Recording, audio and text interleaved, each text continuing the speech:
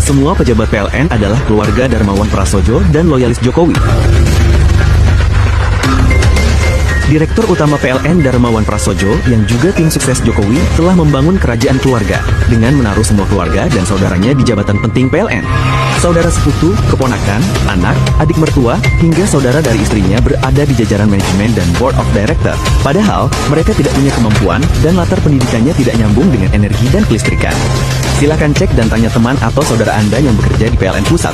Uang negara miliaran rupiah habis untuk menggaji keluarga Darmawan Prasojo setiap bulannya. Sementara, PLN tidak ada kemajuan, tetap rugi akibat markup dan korupsi. Padahal, Presiden Prabowo sudah berkomitmen akan membuang sistem nepotisme dan tidak ada titip menitip saudara di BUMN.